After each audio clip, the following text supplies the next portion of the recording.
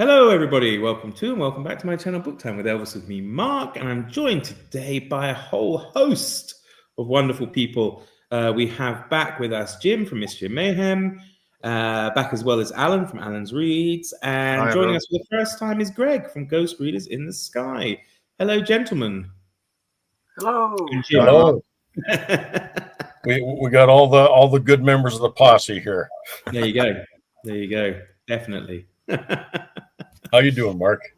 Yeah, pretty good, thanks. Yeah, I've been cutting the grass all day with a weed whacker, which I need to invest in a lawnmower, I think, because it's quite a lot of grass to be cutting by walking around doing this. I was saying to Jim earlier, my hand won't stop shaking from the vibrations of the weed whacker, but yeah, it looks good at least. I'm proud of it. So I realize it's like the first time I've cut the grass on my own property, I think, Oh, yeah, I guess so, eh?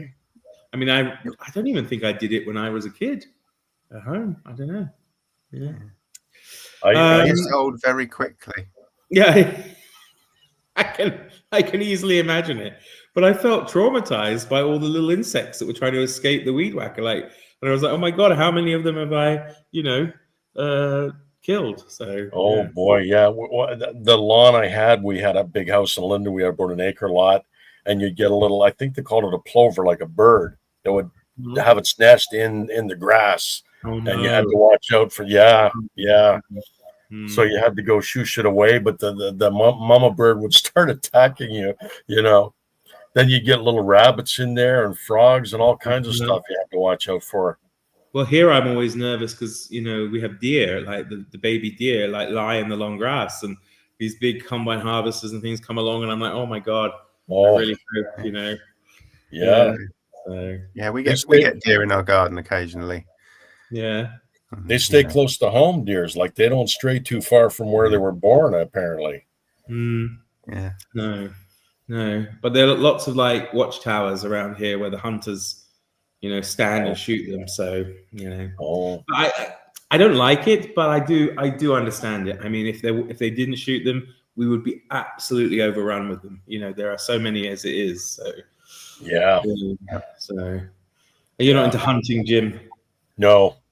I went out with my brother years and years ago when I was living out west, and my brother used to go out hunting, and he gave me a 10 gauge, and I shot at a rabbit. I didn't get it, but one of the other guys shot a rabbit, and I think I said, no, that's not for me. He picked up the rabbit. It screamed like a person, like it sounded like a human screaming. Oh my God, man! It wasn't dead.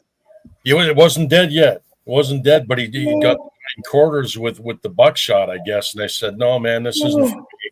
Yeah, I couldn't do it. I'll take pictures of animals. That's how I'm going to shoot my animals. What about you, Greg? Are you into the hunting?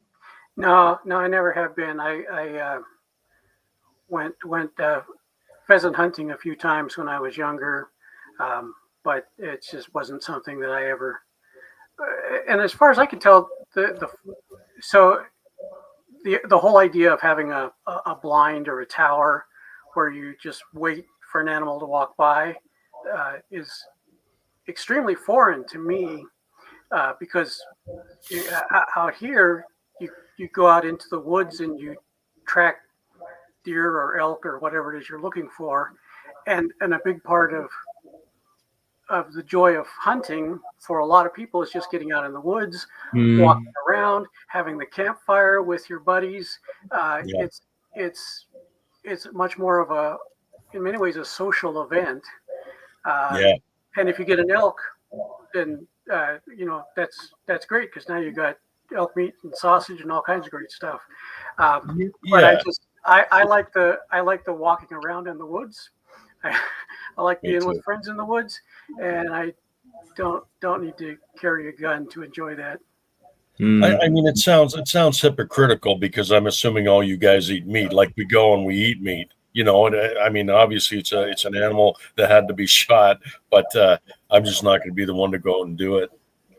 But I think that's the thing, isn't it? It's the distance we have from the food, isn't it? We don't take part in it. I mean, I do have hunter friends here, and they sometimes do come by in their car with like some steaks that they've taken off a deer they shot that morning, and I often don't turn it down, but then I wouldn't want to be the one to do it. I suppose. I think it's just as you said, when the rabbit screaming, that would traumatize me. Oh yeah. But then if worse came to worse and we had to, hunt for survival, we'd have no choice, right? I mean, yes, that's true. I think if you had to, but then you would still try and do it as humanely as possible, I think. Yeah. Or you could just eat one of your fellow people, the slowest one. So probably me in that case. So.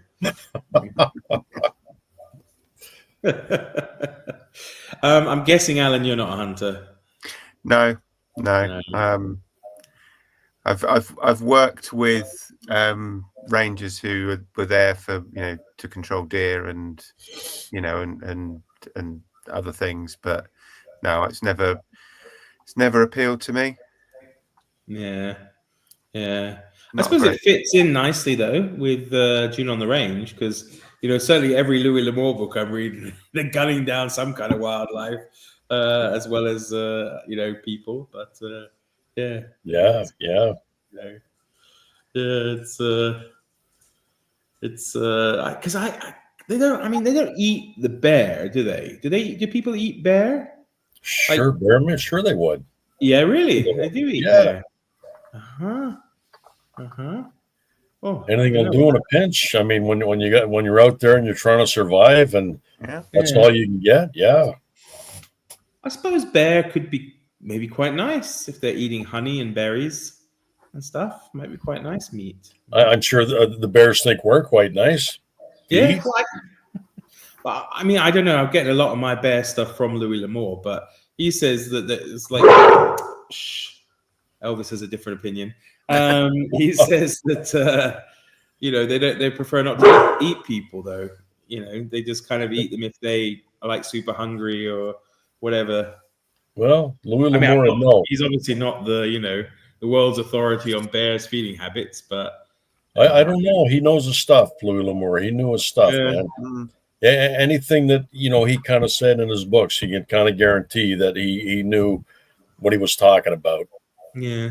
So it seems that actually eating meat for a lot of bears is just circumstance, that they actually go looking for it, unless it's maybe fish, salmon, or berries and honey and stuff like that. But yeah, apparently they wouldn't choose to eat a human if they had the choice. So that's interesting. Yeah, well, maybe.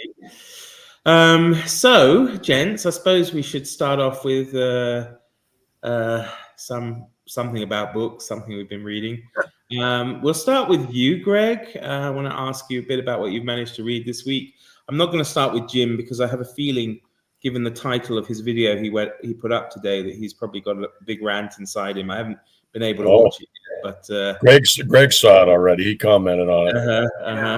Yeah. That's a great video, and Thank you. We'll get a synopsis from Jim later on. Yeah, I haven't had a chance to watch it yet, and I did. Obviously, I saw in the chat you were not too pleased with it. But just before you start, Greg, we do have a couple of comments we'll get to, and then you'll start. So, hi, Joseph. Hi, Joseph. Hi, Joe. Helen, hi, Mark, Jim, Alan, Greg. Greetings from a very warm UK, right, Alan? Yeah. Well, it's not. It was hotter yesterday. 32 yesterday. 29 today. I'm the same. Don't hunt, but enjoy hiking in the woods. And wow, straight into the big topics, hunting. Yeah. And then I guess a question for probably Jim, but we'll come back to it. Jim is who would Edge eat? Oh, yeah. Libro Paradiso saw my video too, so he commented on it already. Yeah. So, Greg, how's your reading week been? The only book I finished this week was Jack London's Burning Daylight. I thought this was going to be more of a Western, and it has some of the same tropes. It would be another video Jim put out not too long ago was the 9 types of Westerns. And this would be the empire building story. So it starts with a fairly young guy who goes up to the Klondike and is before the big gold strike. But it knows there's going to be a strike and is looking for ways to position himself to take advantage when that strike comes along. And so you see him, helping to begin some of the towns. He buys up a lot of land that he can sell later, and then he decides to take that to down to the States and mostly in the San Francisco area, but also out to New York City, where he's seeing it as robbing the robber barons.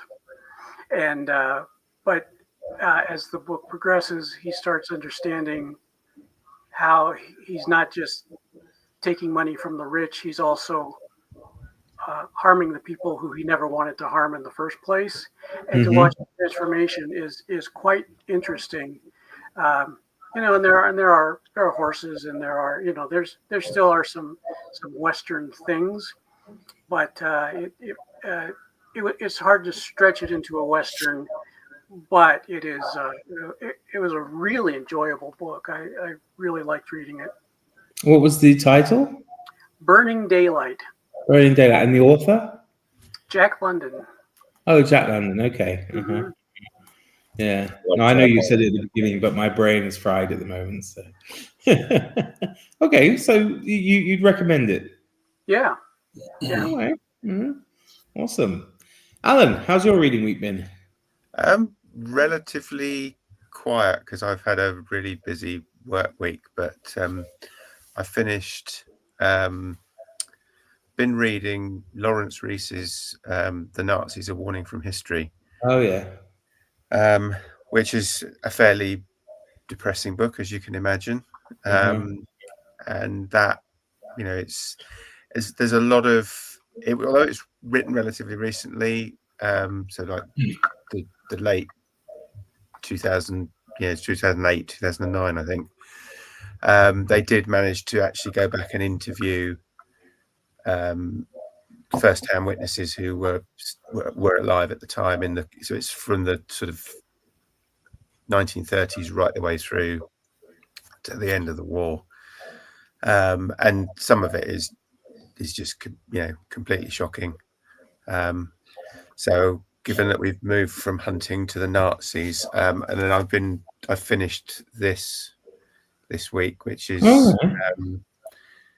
I've got a bit of a pet project going on of looking at war poets, but not the traditional Siegfried Sassoon, Wilfred Owen, Rupert Brooke, because they've been kind of written about to death. So I've been kind of looking at other non-combatants and women in particular. So this is two books in one. So the first volume is the First World War, and the second volume is the Second World War. And I've been doing Poetry Thursday for the last few weeks, mostly based on what's in this particular book. So yeah, that's kind of all I've really read this week is the Nazis and poetry, which is nice, and war poetry at that. So yeah. I'm sure you're like me though, Alan. You're of the age where we had to study it at school, probably. Well, we did. Like I said, we did First World War poets at school, and it's one of the things. I should die, think only this of me. There is some corner of a foreign field which is forever. It's one of the things that kind of kept me interested in English literature, and I've kind of been interested in it ever since. But more recently, I'm kind of thinking actually, there's more to this than just three names that everybody knows, and looking at other. So I did also found a Czech war poet who wrote a very interesting poem about two flies on a dead horse. Oh, okay. So I've been really kind of upping my game on the reading this week. Well, the Czechs have an interesting relationship to the First World War because they kind of were on both sides. So yeah, because you had the officially on the side of Germany, but unofficially the renegades and things were in the Czech legions fighting for France, and I think France and Italy maybe. Yeah. So, and it's a great story that nobody ever talks about. I've never seen. There should be a film about it, which is the Czech Legion's amazing odyssey to get home. Because what happened was they were fighting. A lot of them were in Russia, fighting with the Russians, and then the Russian Revolution happened, and they found themselves ideologically on the side of the Tsar, I suppose, and they weren't able to come back westward, go back to Czechoslovakia, well, what was going to be the new state of Czechoslovakia. So they had to fight their way across the entire Trans-Siberian Express. They had these like really cool armored trains and everything, and they basically joined up with the White Russians, fought their way all across to Vladivostok. Apparently, when the Tsar was killed, a lot of gold went missing, and there's rumors that it then became the the basis of the Czechoslovak national treasury. But then they sailed across to Japan and through to America, across America, and then sailed back to Europe to get home, or they went the other way around, where they went down to India and back across. But it's incredible, I thought. I mean, it's a great story. I'm surprised there's no epic film about it. Why do we hear nothing about this kind of stuff? It's all it's all American propaganda we hear. You know, it's not English, is it? It's not in English. There's not probably a lot of stuff written in English, and so Hollywood. But I mean, you're over the Czech Republic. Do they not talk about those things over there? Yeah, it's known here. It's known here. Yeah. We learn about it in school. That's how I know about it.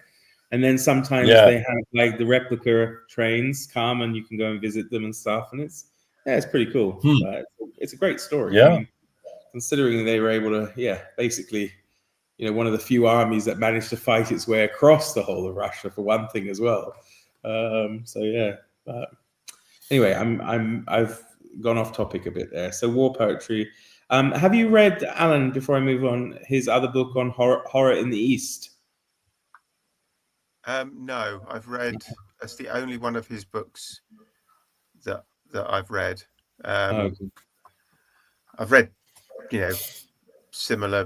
similar books about the East and the the war with the Japanese in the Pacific, but not by him. Okay. So Jim, well, before we come to you, we'll just have a look at Helen's comment here. I'm really enjoying your war poetry, Alan, but not sure about the Nazi book.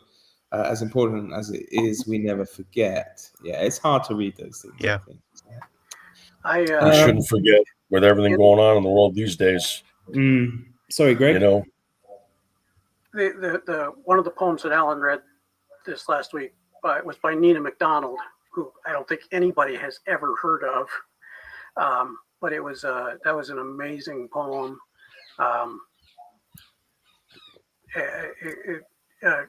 Written in kind of a nursery rhyme style from a young person's perspective, somebody who's on the home front during the First World War. And yeah, that was a great way to learn about a poet who I've never heard of, nor has. I think you said, Alan, that you said that was your first introduction to her as well.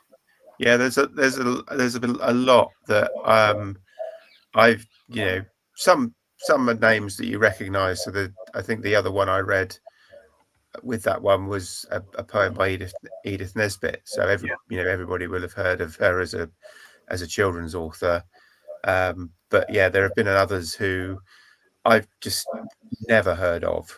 And and even when you start to do a little bit of research, because I kind of like to know who the person was and what their background was, some of them are really hard to find out much about them at all. They were, I think, of the moment, and poetry was published in in a magazine or another anthology at the time, and nothing is really heard of or kept about them since. So, and is a lot of the motivation for the women writing the fact that their husbands or lovers and stuff are away?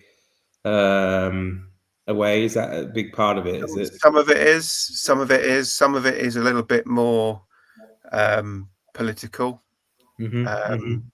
tied up with the right to vote and things like that. But yeah, a lot of it is it's a boyfriend or a husband or a brother or who has gone away. Some of it is one of them was I'm not sure whether I've read it yet or not, but is a nurse who was behind the lines but out in France or Belgium, and was obviously seeing the effects of what was going on. Some of it is like that. So it's all sorts. Some of it is just observations. There's one that is written by a child, which I haven't done a video about yet. So that's coming out, and I think that's possibly the youngest war poet that has written and published a poem. So there's all sorts in there, and the more I look, it's like any rabbit hole. The more you look, the bigger the warren becomes. So I bought a couple of books a couple of weeks ago, which have got more poems in, or so I think this will occupy me for some time. Was it Blackadder Goes Forth where they talk about the end of the war and he says end to that ghastly poetry or whatever? So yeah, of course Baldric had the best war poem ever, didn't he? Yeah. Boom, boom, boom. We have a few comments. So Bookish Travels is here. Good evening to you. Hello. Ariane is here. Hello. Hi, Ariane. I'm also loving Alan's war poet reading. So there you go. You've got a fan base there. Someone who remembers the First World War quite vividly, although he was only in it from 1917. It's Steve Donahue, and Roy's here as well. Hi, Roy. Hi, Roy. Hi, Steve. So from the highbrow world of poetry with Alan, we'll head down to the lowbrow world of The Edge and possibly your new favorite Western, Jim. Oh yeah. Well, I won't go into it here. I spent all that like right before I came on. I did my video and I uploaded it, and I was just like, I got it out of my system. Got it all out, did you? Okay, well, that's yeah. But I mean, yeah, it was. I mean, the video says everything it needs to say. I mean, it's not like it's. I tried reading Blood Meridian. I mean, but I didn't finish reading that, so I can't. I can't say, well, Blood Meridian's the worst Western I ever read because I never finished it because I thought it was garbage. But that Edge book, man, and the only reason I finished it, as I said in the video, is because I've got a whole bunch of them on my shelf, and I wanted there to be some redeeming quality to the story itself, which there wasn't to that particular one. And I think it was Roy who said in the Voxer that this is kind of an outlier, that this particular book is an anomaly, and the rest don't have this misogynistic, despicable, brutal violence in the book. This was the only one, apparently. So I'm hoping if I carry on with the series, this kind of thing will be toned down very, very much. Yeah, brutal stuff. And I don't know what that says about Terry Hartnett, George Gilman, but he was getting something out of his system when he wrote that book. It just occurred to me though while you were talking, I wonder if there is like range poetry, Western poetry, were cowboys ever take like sitting down and I know that maybe music came out of it, but I wonder if they actually came up with poems and stuff. Yes. At the beginning of these books, I think there's a poem is the first one that they usually have a poem. There's one by S. Omar Barker. There's a poem is the first thing right out of the book. And I think but is he a cowboy though? Or is he a modern person writing the book? Oh, you're saying like an actual cowboy doing poetry? Yeah, like range poetry. I'm sure there is. Yeah, S. Omar Barker was a rancher, and was writing cowboy poetry. Charles Badger Clark was one of the first known cowboy poets, and he was out on the range. You get a mixture, but there, especially the earlier poets were. I think some of them were creating songs, some of them were creating poetry. A lot of the cowboy songs that we know now were first conceived of as poems, and then somebody else came along and put some music to it. But a lot of it was, I think it's part of the the campfire tradition, right? It's the Yeah. you sit around the campfire, you're telling stories, and some of that turns into poetry. This Well, I mean, I particular guess also one, given the fact that the different immigrant groups that probably made up the West too, like the Irish love a good sing song and poetry and creative. So yeah, I can imagine it. Sorry, Jim, you were going to say no, something. this particular one's about Billy the Kid. Uh-huh. It's a poem about Billy the Kid. So yeah, Interesting. I think it's a pretty. Here we go. Sorry, I'll come back to Steve's other point in a second. Miguel Hernandez, who fought on the Republican side in the Spanish Civil War, wrote excellent poems. He died in prison. Some of his best poems are about his wife. Uh-huh. I love the way Jim just reached around and found a Western with a poem, and instantly, yeah, that's true. And Steve says, high time for Jim to inaugurate PI July. Oh, yeah. Well, Dictember didn't go over real well, though, did it, Mark? I think Dictember went over quite well. Did Just it? we did good Okay. again. Well, Hey. maybe caused a bit of confusion. So yeah, PI Yeah. July is probably a bit better actually than Dictember. Hey, I've been thinking about coming up with something, but yeah, that's a good idea. That's a good idea. I'd love to do something like that. Maybe we can get together on it. I don't know. Uh-huh.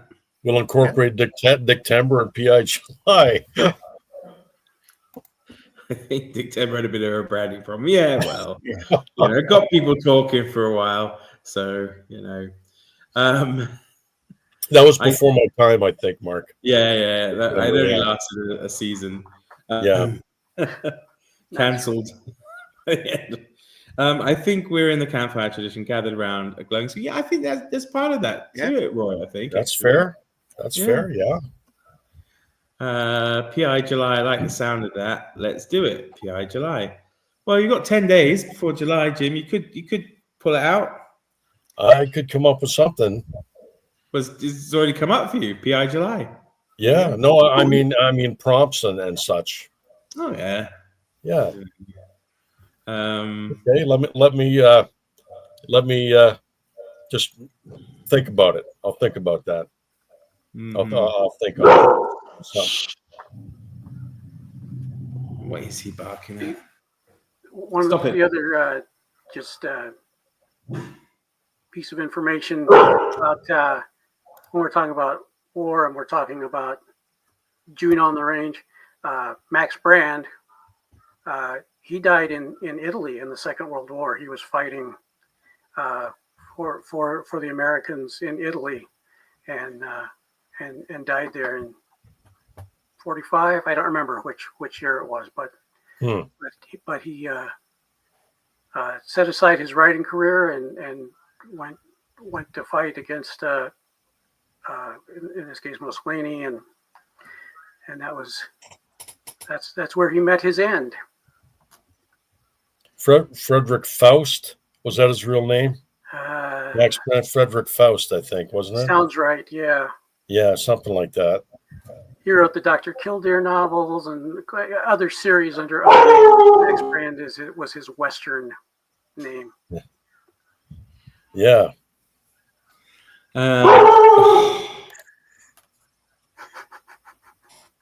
What's he after, Mark? Is he a squirrel? I have no idea. He was doing it earlier. That's because there was a cat sitting in the field, but I don't know what he's up to. Could be a deer, actually.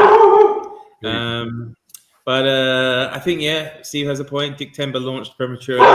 Never quite firmed up. Could never quite get it in hand. Yeah, that was fair. Ariane, no way. That's impossible. It would coincide with another great November event. So so November. He's usually very good. I think it's a bird, actually. It's just a bird pottering around in the field. He doesn't seem to like it. So, I don't know what else would go well with it. Sleuth September. There you go. That might work. Something like that. Maybe. Yeah, that's a pretty broad. That's a pretty broad one. Sleuths could be like PI is more detailed. Sleuth would be more of a over-encompassing thing. So depends on what you want to do, what you want to focus on. See, I, like Steve said, I would focus on PI stuff because that's what I do. That's kind of my ongoing reading project forever and ever. Just to, so I would do that. PI July sounds good. So it basically is just Dictember relaunched in July, then dedicated to private investigators, no police, no spies, especially not amateurs. $30 a day plus expenses. Yeah. It's all right, Ariane. I forgive you. And that would include Nero Wolfe, and it could include Sherlock Holmes, and it could even include Perry Mason because he has a PI working for him, Paul Drake. So it could, there could be a lot to it. Yeah, and Spencer and Matt Scudder and all the traditional PIs. Yeah. Who's the one I was reading, Jim? The other I was talking to you about it. It's also another great long list of books. You were talking about it? Yeah, we were talking about it a couple of months ago. I got a good memory, but it's short. The author has like 3 names, like Philip K. Baker or something, or no. It's a huge list. I think he's in California. I think it goes even into the 80s. The name of the character you're talking about, or the writer? Well, both. Talk amongst yourselves. I'll have a look on my Goodreads because as soon as you tell me, I'm gonna kick myself. I know, we will because it's like really famous. I don't know. What have we got here? It would include Nero Wolfe, but it most certainly wouldn't include Travis McGee. No. Salvage expert. No. Travis McGee, right? Yeah. No, he's not a PI. I don't know what the hell he is. I enjoy the books, but he's no PI. He's a lost and found agent, isn't he? He's a salvage expert. Yeah. From what? Who's the author? John D. McDonald. That's who you were talking about, John D. McDonald, wasn't it? No. But you do have Archer. You've got Ross McDonald. There's a PI. Oh, yeah. No, I don't think so. It's not ringing a bell. I read it, I guess, at the end of last year. I'll find it. I'm sorry, Mark. I can't recall. It's all right. Don't worry about it. It's Meg Ray. You were reading Meg Ray books. I do like Robert B. Parker. Spencer. That's Spencer. Yeah. Spencer for Hire. That's it. Yeah. There we go. And he wrote some westerns, Robert B. Parker. Yeah. Did he? Brimstone. Yeah. Appaloosa. Oh, I'll have to. He also he finished Raymond Chandler's last novel. Yes, he did. We contacted him and asked him to finish Perchance to Dream. Mm-hmm. Yeah. He finished Chandler's one, and then he wrote one of his own as his kind of sequel to that. Perchance to, I've got them on my shelf out there in the dining room. But his thesis was on Raymond Chandler and Philip Marlowe, Robert B. Parker's. Yeah. Now, why is Marple out? Oh, because she's an amateur. Yeah. Meg Ray, yes, I get it because he's a copper. But Poirot. He said he was asking would Nero Wolfe really be included, and he's got a good point because Paul Drake is a PI. You don't really see him investigating; he just interacts with Perry Mason. So that's fair. That's fair. Yeah.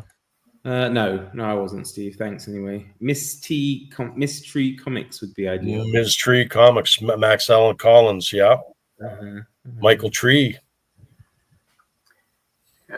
So no See, amateurs, only. Dave Robichaux would not be included because he's not really a PI. He's like a police. Police officer. Yep.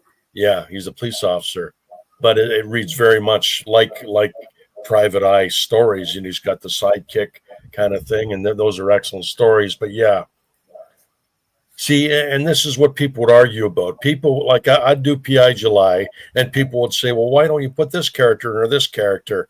But yeah, there's some criteria involved. I'm not sure if he does. I don't remember if Poirot takes payment specifically. So he Is might he? be. Is that how he makes his living, or is he already, has money? But he can't have a huge amount of money. He's just a retired policeman, isn't he? Yeah.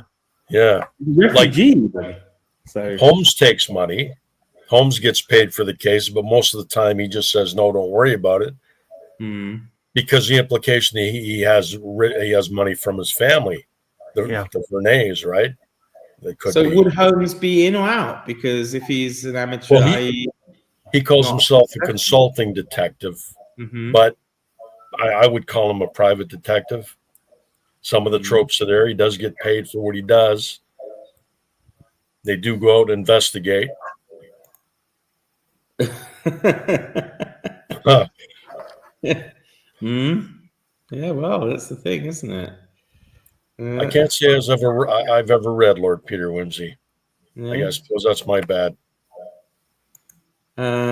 Christina's here. Woohoo! I've got another live. It's wonderful to see all of you. Hello. Chinatown would be good too if films are included. Oh, for sure. Lou Archer. Yeah. That's another good channel name. I don't know if Game of Authors, if you have a channel, that's a good name there. Like Ghost Readers in the Sky. I did meant to say to everybody, of course, if you are not subscribed to anybody in this chat, please head over and check out their channels because, there's some great stuff out there. I mean, Jim does moan a bit, but, other than that. I did today. I think it was a fair point, though. For sure. I haven't watched it, but I know what the issue was, and I think that is true, Alan. If you subscribe to both Jim and Alan, you'll get the spectrum of emotion from Jim, who gets excited about everything, regardless of what, and Alan, who says, "I was very excited when I read this." Yeah. Oh dear. I wish I could be more low key like that. Thing is, half the time I don't know what I'm saying, so it's like I cover it up by getting, excited about things. Holmes will certainly be in. He makes 3 mentions of having rates for his services. Yeah. Mm-hmm. It's true. And we all love Holmes. Gotta have Holmes involved. Yeah. There was someone else I was about to mention, and I got sidetracked again. Oh yeah, I can't remember if Charlie Chan is he a PI or is he actually works for the police? I thought his son works for the police, doesn't he? I don't remember. I think his son in there, but because he's always taking time off or he's off doing stuff. Is he? Charlie Chan is, he is a police detective. Yeah, okay, that's a shame. I love Charlie Chan. He should be he should be read, and people just always think, oh, it's racist when it isn't really, and it's like, oh, I get it. Those are great stories, though. Sue Grafton. Sorry, Greg. Sue Grafton's character is a Kinsey Milhone. Yeah. Kinsey Milhone. Yeah. Yeah, some great female writers of PI novels. V.R. Wachowski. Yep. Great character. I forgot Kinsey Milhone. Stephanie Plum's a bounty hunter. Yeah, there's others. And then we mentioned Miss Tree earlier by Max Allan Collins, which started out as a comic book, but there's been a book or two with her as a character. So yeah, there's good representation there. Sue Grafton's great. Oh, thank you, Christina. He does look good. That's right now. Yeah, that's true. Charlie Chan does take time to get away from all his kids when he goes off. Love Sue Grafton and Kinsey Milhone, read them all. Yeah. Charlie Chan stories are most certainly not racist. You're right, Mark. If anything, they're pretty acid commentaries on racism. Yeah, I think so. I think that's one of those misunderstood things is people are like, oh, it's going to be terrible. Whereas, the hero is Charlie Chan, for goodness sake. I mean, and they're just really great. They were nothing like I expected them to be. And I thoroughly enjoyed them. It reminds me, I have to read, I think, the last two, maybe. But yeah, it's a shame he died so young, Earl de Biggers, because he could have probably done quite, a lot more of them. So yes, well, that's exciting. So a new BookTube event was born today. Yeah. How exciting is that? Well, so I'll have to put a video up then. Yeah. Who's with me then as a co-host? Yeah, I'll do it. Yeah. Yeah. Steve? I guess Steve's probably in. What about you, Greg? You fancy hosting PIs, or are you not your bag? Sure, I'll do it. Oh, good. Excellent. And okay. I can't not be part of it, but yeah. All right, I'm in. And Steve's in as well, Jim. So yeah, I see. Yeah, that's excellent. Yeah. There you go. Okay. I got some work ahead. The characters who want to dismiss Chan because of his race are always displays. But yeah, exactly right. Exactly right. Yeah, it's very, I think, forward thinking. Yeah, I like these kind of things because when you put these, you put the criteria on it, I realize I probably haven't read a lot of stuff. So I'm gonna find some new things to me, which is exciting. Yeah. Oh yeah. I've not read any Sue Grafton or Kinsey Milhone or whoever else has been mentioned. So I have read some Peter Wimsey, but it looks like he's out. So yeah. Marcia Mueller, Ross McDonald's wife, did a series. Forgetting the name of the character now off the top of my head, but yeah, there's a lot out there. There's a lot out there. What's interesting that Ariane says, I love how you create a whole new event in real time. Well, Steve is good for that. Steve is good for that. He got me to do my top 10 hard-boiled mysteries because he mentioned it on a live. And the thing is with this and this PI July, this is stuff I have in the back of my mind that the top 10 hard-boiled mysteries I was going to do. I just never got around to it. So Steve mentioning it and mentioning PI July, it gives you that instigation and that motivation. Oh yeah, people are interested and they would be interested in something like this. So yeah. It's a nice motivation to get started on that. He's just giving you a kick up the backside, right, Jim?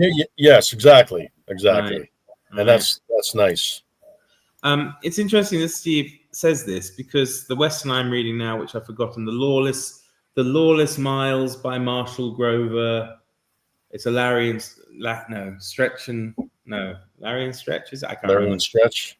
Yeah, and there are Pinkertons in it, which has made me laugh. But Greg, are there any Old West equivalents to private detectives, cowboy stories where the emphasis is solving crimes? This one right here, Greg probably knows this. Borden Chantry. It's a mystery. This is a mystery story where he has to solve a crime in the small town that he's in. This is exactly what Steve was just asking about.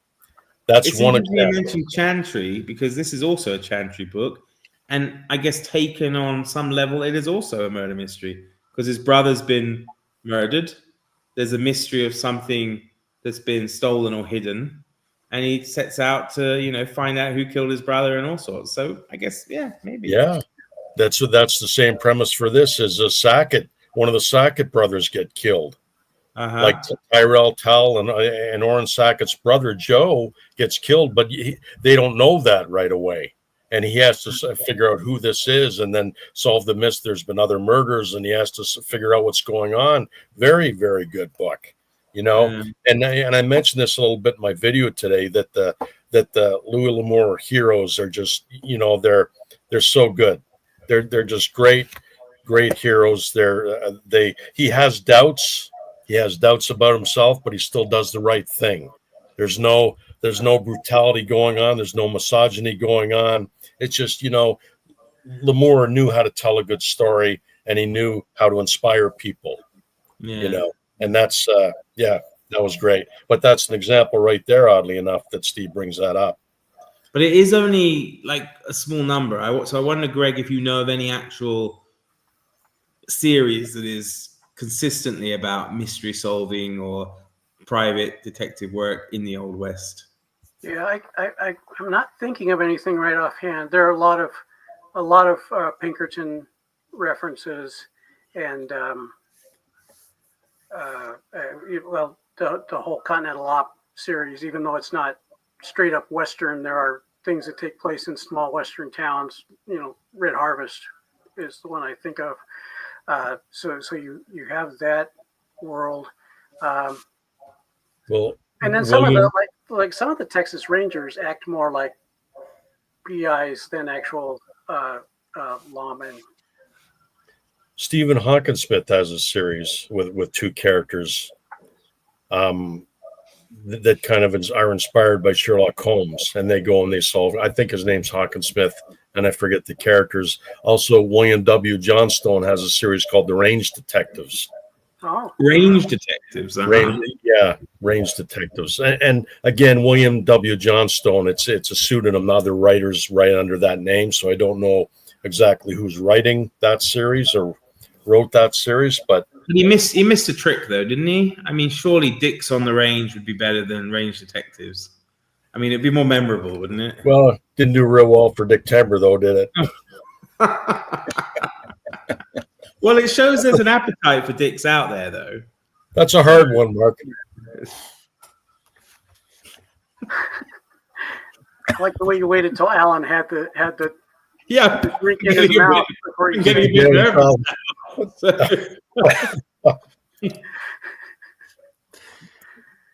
But yeah, there's a few examples out there. The best would be if Alan just suddenly blacked out, like the screen blacked out. Whoops. You have from television, Paladin certainly was in that PI world. Yeah, I've been watching some of them, Greg. Have Gun Will Travel. I love that show. Yeah. Yeah. Well, we have a few comments. So we'll be calling it Private Dicks in July. Probably not. Helen, I want to start May Gray or Peter Wimsey, but I know neither will count for PI July. Yeah, May Gray's great, though. I have to say, I really, really enjoy those. And he's so tough. I think it's the first book he basically gets shot and he waits like 3 days to finish the case before he goes to hospital. Wow. Definitely interested. A rec video would be great. If we mention a lost manuscript of Aristotle, will Jim turn around and pull it off a book pile? Yeah, unless it appeared in a pulp magazine, probably not. Steve, he's here all week, folks. Don't forget to tip your waitress. Dicks for hire. Dicks for hire. Yeah. Mm-hmm. Yes. So, yeah, it could be interesting. I still think there's something being missed, though, on BookTube. Something that isn't being looked at enough. What's that? I felt that. Well, I felt that way with sport. That's kind of why I did Summer of Sport, which I have been actually quite into so far. Actually, been reading a few good things. I've got a biography of Jesse Owens, and maybe you knew this, maybe you didn't, but I didn't know this. Do you know why he's called Jesse Owens? No. It's not his name. I always thought he was Jesse Owens, but he's actually James Cleveland Owens. And his family used to call him JC. And when he moved from the South to is Oklahoma's on the South, is it? I don't know. But he moves to Oklahoma. And the teacher in his school says, "What's your name?" He says JC. She hears Jesse. And there you go. The rest is history. So there we go. Interesting. Yeah. What What have we got here? Oh, there are so many potential booktube events. I could come with a dozen in 10 minutes. Okay, go for it, Steve. That's your challenge. So, could do erotic detective stories. That would give the whole dick thing a bigger, resonance. So, maybe. Is there a lot of like I know the Nick Carter books, and there's a lot of naughty spy novels. I don't know if there's a lot of naughty PI novels out there. I'm sure there are. There's naughty everything.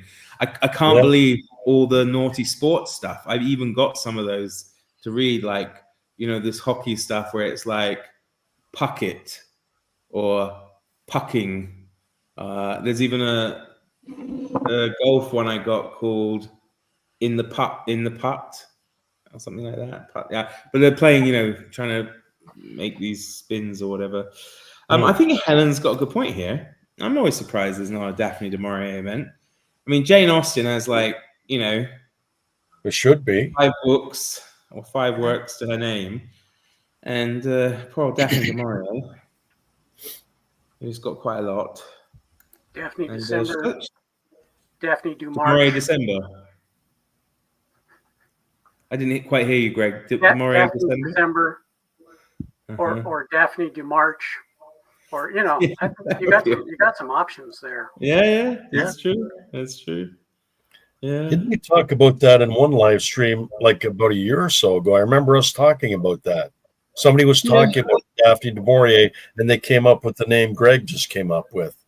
No, I don't remember that. I might not have been there. I'm pretty sure I could be thinking something else, but I think it was Daphne du Maurier. I'm not sure. An event dedicated to nature writing. Yeah, I'd be up for that. Yeah. I think there are some of these things. Like there was People in April, wasn't there? And I think there is a nature writing one somewhere out there I've seen in the past. But it's right. I mean, maybe it just needs to be, in our little area more so. But I think there has to be an Edgar Rice Burroughs reading event. I don't think there's an Edgar Rice Burroughs one out there. That's one I've always kind of had in the back of my mind too. But then is that kind of limited? Like there's a Robert E. Howard one that Michael K. Vaughan does, Cimmerian September. And Edgar Rice Burroughs was much more prolific than Robert E. Howard was. You need to start moving these things from the back of your mind into the forefront of your mind, Jim. Oh, I'm bad for that, Mark. I'm so bad for that. Herb Sember. Herb Sember. Oh, that's a good one. Well, there was a couple of years ago. We did do War in July or something, whatever it was. I can't remember. The thing is, though, when you come up with these, you're afraid that they're going to conflict with other people's events. I think just there were two Adventure April events or whatever, and nobody seemed to care. So I think just do it. People are going to take part in what interests them, right? So yeah, true. I think I got sunburnt today. Maybe, I don't know. Well, you were cutting your lawn with a weed whacker. You were out there for over 20 minutes. I gather. Over 20 minutes. Try like an hour and 20 minutes. It takes 20 minutes to get a sunburn. Oh well, there you go. Really? You go. Yeah. 20 minutes. Yeah. Well, there we have it. I mean, that would certainly be your thing, wouldn't it, Alan? The whole nature writing. Nature writing. Nature writing and military histories. And military history. Can we combine the two? Like battlefields, the ecology of battlefields or something. With it's been poetry. done. It's been done. There is a book about nature in the First World War. Oh, that's interesting. Yeah, mine kind of looks a bit like a memorial to the First World War at the moment because it's the whole side of this house is covered with poppies, and I don't know why, because I'm the only house that is covered with poppies here. Really? Wow. Yeah, they don't even stray between the houses. They're literally just on this bank. So I don't know how and why it got there, but isn't that weird? It is weird. Very weird. I would love to see a Civil War event, specifically Civil War event would be nice. Yeah, the Roundheads and Cavaliers, right? What up, Surely that's the Civil War you mean, right? No, No? but someone could do one on that too. Just do general civil wars. General Civil Wars.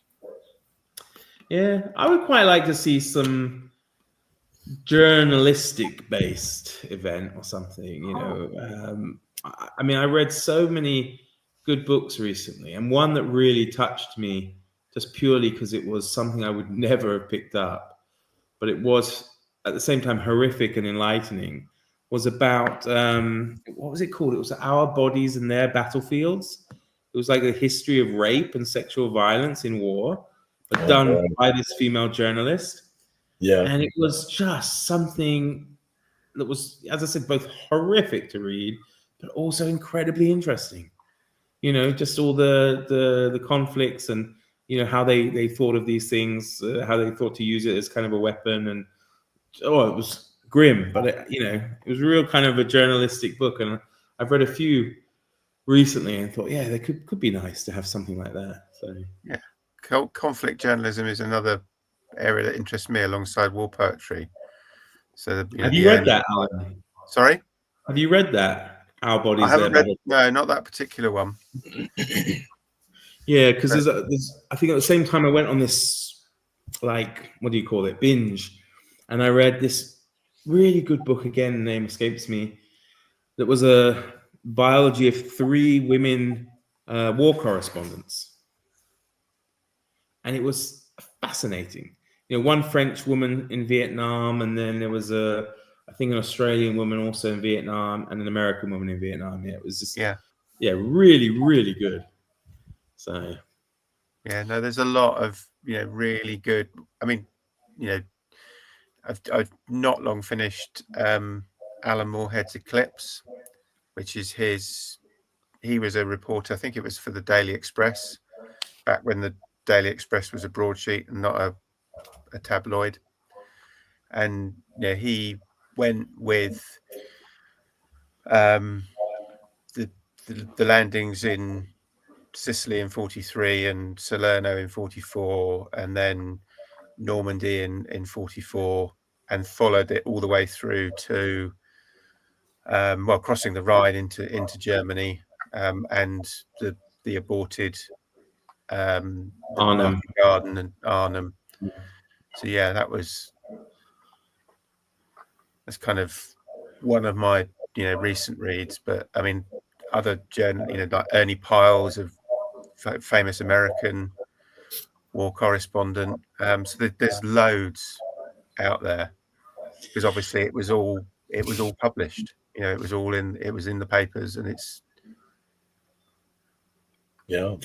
Well, it's interesting. If you get the Delphi Classics ebook of Edgar Wallace, you know, very prolific writer, of course, dictator. There's a huge chunk of his Boer War journalism in it, which is just very interesting. You know, it's I like that when you can see. I don't know. Yeah, I do enjoy. Essays is another one. You know, essays could have a nice event. yeah. There've been so many good ones. Thanks to 50 generations of Donahues, Powers, Hickeys, and Leahys. Sounds like a June on the Range Louis L'Amour novel of warring families, doesn't it? I only need about 3 minutes to get a sunburn. Yeah. That's a good point. I'd love a PG Woodhouse event. He's someone I read all year round too. We could call it the Drones Club. Alan, have you read the book about Marie Colvan? Yeah, if you mean the Lindsay Hilsum's biography of her, yes. Is it In Extremis? Is that the one? Yeah, that's right. Yeah, she also wrote her own. She wrote her own autobiography as well, and I've read that too. So I've read both. But yeah, the Lindsay Hilsum one is really good. Yeah, I think I have it here. I haven't read it yet though. Yes. I'm trying to do. I'm not good at doing a gym. I can't do Yeah. it. Yeah, you're not as quick. I'm not as quick. I'm not as well organized, but it's definitely here somewhere. Somewhere. Oh, yeah. Of course, it is here. It's right at the bottom of the pile. There's Elvis. Yeah, There you go. that's the Was one. that the one? Yeah. Yeah, that's the one. So we've moved on probably by now, haven't we? Everyone's talking about something else. Yeah. Yeah. So I was able to get it second hand. We do have an online second hand shop here, and yeah. So Yeah, it's a really good book. is it? I might Yeah. get to that then. Actually, I want something. I'm not like June on the Range out, but sometimes it's nice to have something a bit different. I would like a booktube event on natural and non-natural disasters. Yeah, that could be a good one too. Yes, In Extremis, another great idea, an In Extremis event. Summer of Survival. Yeah. Could be good. Yeah. Start with Louis L'Amour, Last of the Breed. Yeah. Jack London to build a fire, that kind of thing. Yeah. Yeah. That's true. Could really just fill up the whole year, couldn't you? Just instead of monthly reading events, you'll end up with coming into weekly territory now, aren't we? Yeah. No, Steve's right. You just got to throw it against the wall, see what sticks. Yeah. You never know what's going to take off. You never do. I think an event has a better chance of going viral if it's just contained in 1 month. Yeah. But some of them I don't get. No offense to Summer of Sport or Book Trek. Yeah, no. But it was just with Summer of Sport, at least, it is just that thing of just reading one book in the summer. It wasn't a case of you had to read lots of stuff. So I don't know about Book Trek. I'm not in that. Yeah. So goodness me. Gosh, we hit an hour already? That went by like nothing. Yeah. So anyone got any exciting plans for the weekend? I feel like I'm in one of my lessons at school. Anyone got any plans for the weekend? No. My wife's working today, but she has the next 3 days off, and we might go out. There's a place like Royal Botanical Gardens that we have a ticket to, or a pass to. So we might go hang out there and see the gardens, and maybe just take a book, sit under a tree and read. Yeah. But other than that, no plans. Okay. What about you, Greg? Any plans? Nothing planned, but I'm sure something fun will arise. That's nice Yeah. to get a surprise then. And you, Alan? Try not to get sunstroke and staying indoors and reading books and thinking about the how many new events have we created in the last hour? Yeah. I'm definitely very tempted by the military history, journalism, and something like that. Yeah, this is, and I mean, I'll certainly do PI July, Jim. If you, I'm thinking that we can call it Private Eye in July. Private How's Eye. that sound? Does that roll off the tongue nicely? Yeah. Private Eye in July. If you guys are interested. Yep. Yeah, Okay. I like the sound of that. We'll come up with something. If Amazon's algorithm has its way, I'll have read every gay hockey romance on Earth before the end of summer on sport. We could go for the gay rugby ones, Steve, or the gay golf ones as well. So I've seen those around in my investigations. So wonderful. Well, I think, gents, we'll call it there because I'm actually sitting in front of two big double glass doors. I've managed to put something to block out sunlight, but I can feel the heat. I've got a fan going right behind me. To baste myself like a turkey or something, probably. Yeah. I put the AC in yesterday, and I got a fan here, and you still feel the humidity. It's still hot. It's horrible, isn't it? Yeah. Well, super. Well, thank you, Greg, definitely for coming on for your first. Well, I don't know, it's not your first live, is it? But it's your first live with us. Thank you, Alan, for coming back, and you too, Jim. Thank you. Thank you. Thank you to Thanks everybody. to everybody for coming and commenting. Yeah. Thanks everybody in the chat. Do check out Greg's, Alan's, and Jim's channels if you haven't done already. And yeah, watch this space for some new booktube events coming your way soon, no doubt. So thank you very much, and all the best from us. Have a nice weekend. Bye-bye.